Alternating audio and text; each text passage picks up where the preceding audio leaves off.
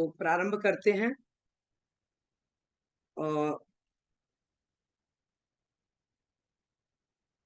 आज हम पढ़ेंगे वेदांग के विषय में। तो मैं शेयर स्क्रीन करके आपके साथ शेयर कर रहा हूं स्क्रीन, और आप लोग मुझे देख सकते हैं। ये स्क्रीन आप लोगों को दिख रही है। 4 वेदों को पढ़ने के बाद में, वेदों का अध्ययन करने के बाद में, आज हम वेदांग पर चर्चा कर रहे हैं, और वेदांग का भी सामान्य परिचय हमें पढ़ना है। सबसे पहले तो आप ये समझ लीजिएगा कि जो यहाँ पर हम पढ़ रहे हैं वो हम अध्ययन नहीं कर रहे हैं। अध्ययन तो आप सब कर चुके हैं, और मुझे पता है कि आप लोग जो प्रथम वर्ग की तैयारी कर रहे हैं, फर्स्ट ग्रेड की तैयारी कर रहे हैं, आप लोग पहले से ही बहुत कैपेबल हैं और बहुत अच्छे विद्वान हैं आप लोग पढ़ने में। तो इसमें तो कोई विशेष बात नहीं है कि हमें आपने क्या पढ़ा है क्या नहीं पढ़ा है। लेकिन परीक्षा की दृष्टि से पढ़ना और सामान्य रूप से ग्रंथ में पढ़ना, दोनों में बहुत अंतर है। इसलिए यहाँ पर हम परीक्षा की दृष्टि से देख रहे हैं कि आपके जो आप परीक्षा देने वाले हैं, वर्ग 1 की जो परीक्षा होने वाली है, उसमें वेदांग से क्या पूछा जा सकता है, आइए एक बार हम उसका अध्ययन करते हैं। सबसे पहले तो देखिएगा कि चारों वेदों की रक्षा में, उन्हें समझने और वैदिक क्रियाओं के अनुष्ठान में जो सहायक हैं, ये कहलाते हैं वेदांग। भाई, चारों वेदों की रक्षा कैसे हो, कैसे लोग उनको समझ सकें, कैसे उसका अर्थ जान सकें, और उसको हम कैसे अनुष्ठान में ला सकें, मतलब जो वेद हैं उन वेदों को प्रयोग कैसे कर सकें, इसके लिए वेदांग का जो है सहारा लिया जाता है। अब देखिएगा इनका क्या कार्य है। देखिएगा, तो सबसे पहला तो कार्य है कि वेदों का अर्थावगमन हो जाए। जो वेद हमने पढ़े हैं, जो आचार्यों ने वेदों का विभाजन किया है, वेदों का रक्षण किया है, वेदों का पठन पाठन किया है, तब उसका रक्षण कैसे होगा? तो रक्षण ऐसे ही होगा कि हम उसको पहले तो उसका अर्थ जाने। तो अर्थ जानने के लिए सबसे सहायक 2 चीजें हैं, वो है व्याकरण और निरुक्त। उसके बाद इसका पहले शुद्ध उच्चारण सीखें। भाई, इसके जटामाला शिखा रेखा जो पाठ हैं, उन पाठों को कैसे करेंगे आप, उच्चारण कैसे करेंगे, उसके लिए शिक्षा और छंद की आवश्यकता पड़ती है। और फिर उसको हम प्रैक्टिकली कैसे प्रयोग करेंगे, यज्ञ संबंधी वैदिक प्रयोग कैसे करें, उसके लिए कल्प और ज्योतिष। अच्छा, ज्योतिष भी प्रैक्टिकली है। अगर आप में से कई लोग ये समझते हो कि ज्योतिष प्रैक्टिकली नहीं है, तो ज्योतिष प्रैक्टिकल है और उसका यही कार्य है। देखिएगा, मुंडकोपनिषद में उन्होंने कहा है वेदांग जो है वो अपरा विद्या माना गया है। परा विद्या माना है वेदों को, और अपरा विद्या माना है वेदांग को। तो देखिएगा कि यहाँ पर अपरा विद्या के रूप में माना गया है मुंडकोपनिषद में वेदांगों को। वेदांग है 6: शिक्षा, कल्प, व्याकरण, निरुक्त, छंद और ज्योतिष। ये 6 वेदांग हैं। अब इनको इन्होंने मानव के एक शरीर के रूप में प्रमुखता दी है कि किस प्रकार से जैसे मानव शरीर है, उसमें एक एक अंग की अहमियत है, वैसे ही 6 वेदांगों की अहमियत है। छंद को पैर के रूप में कहा है कि छंद जैसे पैर हमें सहारा देते हैं। कल्प जैसे हाथ हमारे कार्य करते हैं, वैसे कल्प कार्य करता है वेदों में। ज्योतिष देखने का कार्य करता है नेत्र की भांति, और निरुक्त सुनने का काम करता है कान की भांति। शिक्षा जो है वो घ्राण का कार्य करती है। घ्राण माने होता है नाक, नासिका जो सूंघने का काम करती है हमारी नाक, वैसे ही शिक्षा घ्राण का कार्य करती है। और व्याकरण मुख का कार्य करता है। हमारा जो मुख है, चेहरा है, इसका काम व्याकरण से संपन्न होता है। पाणिनीय शिक्षा में ये सब इन्होंने मानवीकरण अलंकार कह लीजिए, जैसे मानवीकरण अलंकार का प्रयोग हम करते हैं, वैसे ही इन्होंने पाणिनीय शिक्षा में कहा है। छंदः पादौ तु वेदस्य, हस्तौ कल्पोऽथ पठ्यते, ज्योतिषामयनं चक्षुर निरुक्तं श्रोत्रमुच्यते, शिक्षा घ्राणं तु वेदस्य, मुखं व्याकरणं स्मृतं, तस्मात् सांग्यमधीत्यैव ब्रह्मलोके महीयते। इन्होंने ये जो कहा गया है, ये श्लोक दोनों आप कंठस्थ कर लीजिए, और आपको कभी भी भूलना नहीं है, क्योंकि जहां वेद वेदांग की चर्चा होगी, वहां पर एक प्रश्न यहाँ से बनेगा।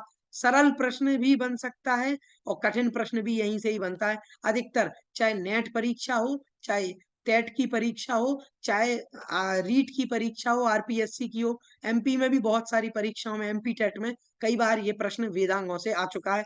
इसको आप कभी भी नहीं भूलिएगा, यहाँ से प्रश्न आ सकता है, गुंजाइश पूरी पूरी है और कई बार आ चुका है, एक बार नहीं कई बार आ चुका है। तो ये आपको ये श्लोक याद जरूर करना है, भूलना नहीं है। और नहीं तो आप ये जो तालिका दी है, ये नोट्स हम आपको शेयर करेंगे, ये जो नोट्स हैं ये आपको वहां आपको शेयर कर दिए जाएंगे ग्रुप में। तो आप इसको जरूर याद रख लीजिए, क्योंकि कई बार हम समझते हैं ज्योतिष क्या पता कान है, नाक है, मुख है या नेत्र है, तो भाई वो नेत्र है। तो ये श्लोक याद कर लेंगे तो आपको फिर इसमें कभी दिक्कत नहीं आएगी। आगे देखें, सबसे पहला जो है, पहला वेदांग है शिक्षा। अब शिक्षा जो है वो प्राचीनतम शिक्षा ग्रंथ कहा है प्रातिशाख्य। शिक्षा का काम क्या है?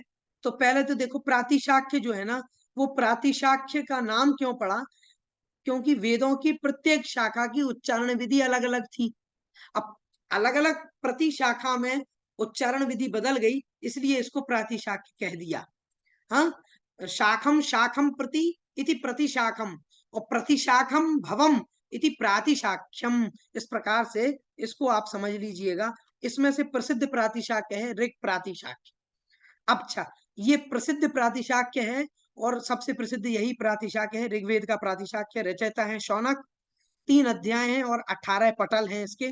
जब इसको हम आपको नेट की तैयारी करवाएंगे तब इसके बारे में जरूर बताएंगे, क्योंकि यूजीसी नेट 25 कोड में ऋग प्रातिशाख्य भी है। अब देखिएगा, शिक्षा के बारे में परिभाषा कही गई है कि वर्णः स्वरः मात्रा बलम साम संतान इत्युक्तः शिक्षाध्यायः। कि वर्ण, स्वर, मात्रा, बल, साम और संतान, ये 6 इन्होंने विशेष रूप से माने हैं। ये इनसे युक्त होता, इन्हीं को शिक्षा कहते हैं। शिक्षा दूसरा कुछ और नहीं है, यही 6 मिलकर के शिक्षा बनते हैं। वर्ण, स्वर, मात्रा, बल, साम और संतान। वर्ण कितने हैं? तो देखिए 63 और 64 वर्ण हैं। 63 और 64 वर्ण हैं। पाणिनीय शिक्षा में श्लोक भी आया है, त्रिषष्टि चतुष्षष्टि वा वर्णा शंभु मते मताः प्राकृते संस्कृते चापि स्वयं प्रोक्ता स्वयं भुवा। इस प्रकार से 63 और 64 वर्ण माने गए हैं संस्कृत की वर्णमाला में। ठीक है, आप एनसीईआरटी का यहाँ पर सहारा मत लीजिएगा। जब वेदांग की बात आई है तो आप वेदांग को ही मान लीजिएगा कि वेदांग को प्रमाण माना है, वैदिक ग्रंथों का सहारा लेना है हमें। कई बार आपने जो आप में से कई सारे लोग शिक्षक हैं, तो आप एनसीईआरटी की बुक का सहारा ले लें और मान लें कि वर्णों की संख्या तो 49 है या 46 है, जैसा कि उसमें उन्होंने माना हुआ है, तो उसका सहारा अभी नहीं लेना है। वो आप जब पढ़ाएं अपने विद्यालय में तब लीजिएगा। अब जैसे स्वर है तो 3 स्वर माने गए हैं, उदात्त, अनुदात्त और स्वरित। मात्रा 3 है, ह्रस्व, दीर्घ और प्लुत। बलम स्थान प्रयत्न, जो उच्चारण स्थान है हमारे कंठ, तालु, मूर्धा आदि, और उसके बाद आभ्यंतर और बाह्य प्रयत्न हैं, स्पृष्ट आदि, ये सब जो है ये सब इसमें आ जाएंगे बल के रूप में। साम क्या होता है? साम माने होता है निर्दोष उच्चारण करना, सटीक शुद्ध उच्चारण का नाम है साम। और उसमें भी संतान क्या कहलाता है? संतान होता है संहिता के साथ में उच्चारण करना, जो उसकी संहिता विधि है प्रत्येक वेद की, उसके अनुसार उच्चारण करने का नाम संतान है। शिक्षा ग्रंथ वैसे कुल प्राप्त होते हैं 32, लेकिन प्रमुख शिक्षा ग्रंथ जो अभी वर्तमान में प्रचलित है, ऋग्वेद का है पाणिनीय शिक्षा, यजुर्वेद का देखेंगे तो याज्ञवल्क्य शिक्षा, भारद्वाज शिक्षा, व्यास शिक्षा, ये 3 प्रमुख हैं। और भी हैं लेकिन ये 3 प्रमुख हैं यजुर्वेद में। सामवेद में नारद शिक्षा और शाकटायन शिक्षा, ये 2 प्रसिद्ध हैं। और अथर्ववेद की है मांडूक्य शिक्षा। तो ये जो है शिक्षा ग्रंथों को हमने यहाँ पर समझ लिया, शिक्षा वेदांग हो गया। अब देखते हैं दूसरा है कल्प नामक जो यहाँ पर दूसरा वेदांग है। कल्प क्या है वास्तविक रूप में?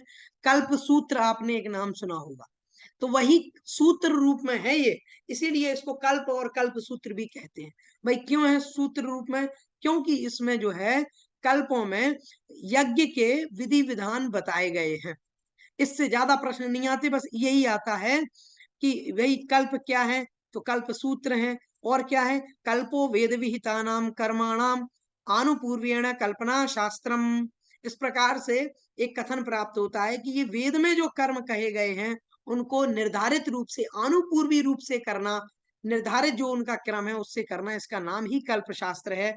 इसके 4 भेद हैं। भाई वही जो है, हमने इसको क्यों नहीं लिखा विस्तार से जैसे शिक्षा को लिखा था, इसलिए क्योंकि स्रोत सूत्र, गृह्य सूत्र, धर्म सूत्र और शुल्ब सूत्र ये वही हैं, और ये वहां से लिए गए हैं आपके वेदों से। जब हमने वेद पढ़ाए थे तो आपको बताया था कि इसके स्रोत सूत्र, गृह्य सूत्र, धर्म सूत्र और शुल्ब सूत्र कौन से हैं, तो वही कल्प सूत्र माने गए हैं। तो इसके लिए अलग से पढ़ने की आवश्यकता नहीं है, वेदों में ही इसका अधिग्रहण कर लीजिएगा।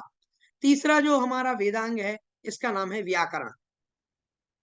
तीसरा है व्याकरण। तो व्याकरण आप सभी जानते हैं कि असाधु शब्देभ्यः साधु शब्दाः व्याक्रियन्ते व्युत्पाद्यन्ते अनेन इति व्याकरणम। भाई असाधु शब्दों से साधु शब्द निकालना, भाई खराब खराब है उनमें से सही शुद्ध स्पष्ट को निकाल लेना, छांट लेना, इसका नाम व्याकरण है। इनके 3 मुनि बड़े प्रसिद्ध हैं, त्रिमुनि जिसको कहते हैं। हाँ, मुनि त्रयम इस प्रकार से उक्ति आई है, पाणिनि का कात्यायन और पतंजलि। कात्यायन का ही नाम है वररुचि, और पतंजलि जो है वो बड़े ही प्रसिद्ध हैं, आचार्य हैं। अच्छा, त्रिमुनि जो है पाणिनि, कात्यायन और पतंजलि, इनके द्वारा ग्रंथ लिखे गए अष्टाध्यायी, वार्तिक और महाभाष्य। अब इन कात्यायन का कोई अलग से ग्रंथ नहीं है, लेकिन इनके वार्तिक प्राप्त होते हैं महाभाष्य में, पतंजलि जी के महाभाष्य में इनके वार्तिक प्राप्त होते हैं, इसलिए इसको हम अलग से इन तीनों की रचना बता रहे हैं। व्याकरण के प्रयोजन क्या है, तो 5 प्रयोजन है। रक्षोहागम लघु संदेहा प्रयोजनम, इस प्रकार से इसके 5 प्रयोजन बताए हैं।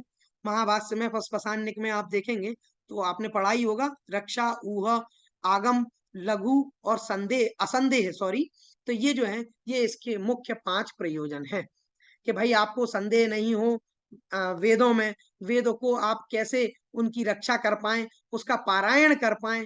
हाँ, और आप उसको कैसे, वेद में जब आप बैठे हुए हैं वैदिक यज्ञ आदि कर्म कांड करवा रहे हैं तो विभक्ति का परिवर्तन कैसे करेंगे, इन सब को बताने के लिए जो है व्याकरण प्रमुख है। अब व्याकरण जो है 2 प्रकार की होती है, एक तो होती है वैदिक और दूसरी होती है लौकिक व्याकरण। तो लौकिक व्याकरण जो है ना, जैसे कातंत्र व्याकरण है वो लौकिक व्याकरण है। अच्छा, इसके पहले जो पाणिनि के पहले जो आचार्य हुए थे, अब जैसे ये निरुक्त हो गया, कि निरुक्त क्या है, ये निरुक्त वास्तविक रूप में व्याकरण ही है, निरुक्त व्याकरण है। और ये कौन सी व्याकरण है, ये वैदिक व्याकरण है। निघंटु हो गया, ये सब व्याकरण है। तो ये निघंटु हो गया, निरुक्त हो गया, ये सब व्याकरण के ही ग्रंथ हैं, लेकिन ये वैदिक है। अच्छा, अब हम जो व्याकरण पढ़ते हैं वर्तमान में, पाणिनीय व्याकरण, एक और हुए हैं आचार्य आपिशली, तो उनका आपिशली व्याकरण है। ये दोनों व्याकरण उभय व्याकरण है। उभय का मतलब है कि ये वैदिक भी हैं और लौकिक भी हैं, दोनों में इनके सूत्र कार्य करते हैं। इसीलिए व्याकरण को, अब इसको हमने विशेष रूप से इसलिए नहीं लिखा क्योंकि ज्यादा इससे प्रश्न व्याकरण से नहीं आता है वेदांग में से, क्योंकि व्याकरण के प्रश्न आपसे जब प्रत्यय पूछेंगे तब उसके सारे प्रश्न देंगे। तो हमें परीक्षा की दृष्टि से पढ़ना है, ना कि पांडित्य प्रदर्शन की दृष्टि से, इसलिए हमने उसको लिया ही नहीं है। जो मूल रूप से छोटी बातें आपको जाननी थी वो आपने जान ली। और ये कहाँ से प्रारंभ हुआ है, तो आपको पता ही होगा कि ब्रह्मा से इसकी उत्पत्ति हुई है। 2 मत मिलते हैं, एक तो मिलता है शिव से, तो महेश्वर जो व्याकरण हम पढ़ते हैं पाणिनीय व्याकरण है। दूसरा व्याकरण की विषय में कहा गया है कि ब्रह्मा बृहस्पतये प्रोवाच बृहस्पति इंद्राय इंद्रो ब्राह्मणेभ्य। हाँ, तो इस प्रकार से बताया है कि सबसे पहले ब्रह्मा ने इंद्र को कहा, इंद्र ने जो है बृहस्पति को कहा, बृहस्पति ने ऋषि को कहा, ऋषि ने ब्राह्मण को कहा। इस प्रकार से जो है व्याकरण की जो परंपरा चली आई है परंपरागत रूप से। अब देखिए निरुक्त क्या है, भाई निरुक्त किसे कहते हैं, तो वैदिक जो शब्द हैं, जितने वैदिक शब्द आए हैं उनकी व्युत्पत्ति को और उनके अर्थ को, उनके निर्वचन को निरुक्त में बताया है। निरुक्त असल में एक भाष्य ग्रंथ है, निघंटु नामक एक ग्रंथ है। निघंटु क्या है, निघंटु एक ग्रंथ है जो कि शब्दकोश है वैदिक शब्दों का, और उसी की भाष्य रूप में व्याख्या की गई है निरुक्त में। तो वो जो निरुक्त है, ये निरुक्त रचयिता है, इसके यास्क अध्याय है इसमें 14 है, और ये जो है इसके आप देखिएगा, इसके विभाजन किए गए हैं, नैघंटुक कांड है इसके, और अध्याय जो है ना, कुछ नैगम कांड है, कुछ दैवत है और कुछ नैघंटुक है। इस प्रकार से 3 प्रकार से इनका विभाजन किया है। अब हम पढ़ते हैं ना, नाम, आख्यात, उपसर्ग और निपात, ये 4 भेद इन्होंने ही बताए हैं यास्क आचार्य ने, और वहीं से हमने उनका ग्रहण किया है। प्राचीनतम भाषा शास्त्र माना गया है ये, इसलिए इसके विषय में इतना आप जरूर जान लीजिए। निरुक्त में प्रतिपाद्य विषय है वर्णागमो वर्ण विपर्ययश्च द्वौ चापरौ वर्ण विकार नाशौ धातोस्तदर्थातिशयेन योगस् तदुच्यते पंचविधम निरुक्तम।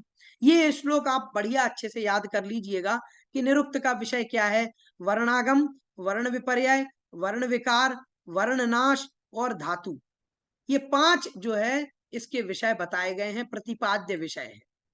ठीक है, तो ये जो है आप अच्छे से इसको पढ़ लीजिएगा।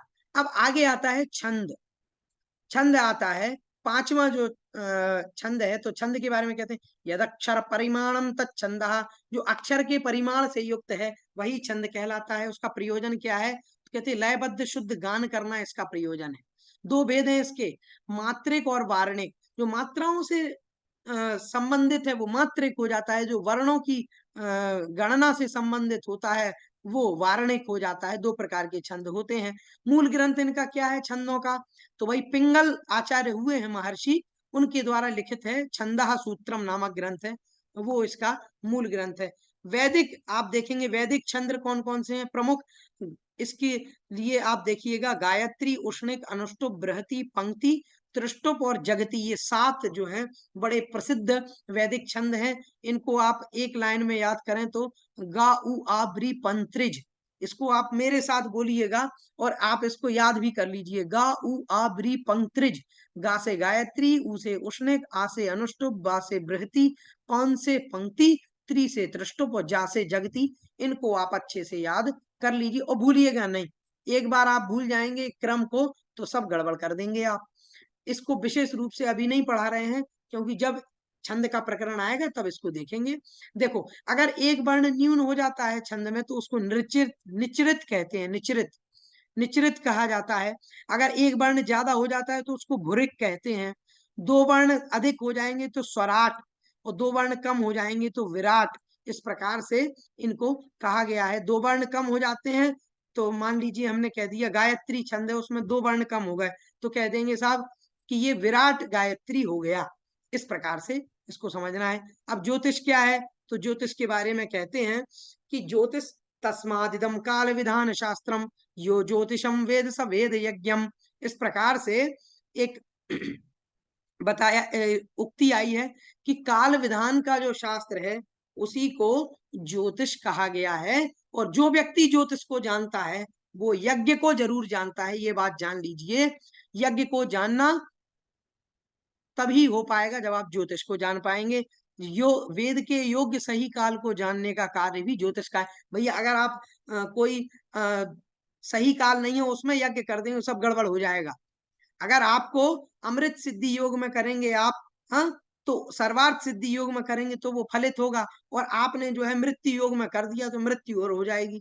तो ऐसा नहीं करना है। इसलिए ज्योतिष बड़ा उपयोगी है। लगध मुनि के द्वारा वेदांग ज्योतिष नामक एक ग्रंथ है, वो बड़ा प्रसिद्ध है। अच्छा, वैदिक जब आप ज्योतिष की बात करें तो पंचांग की बात तो आई जाती है। ठीक है, ज्योतिष में पंचांग की बात तो आ ही जाती है।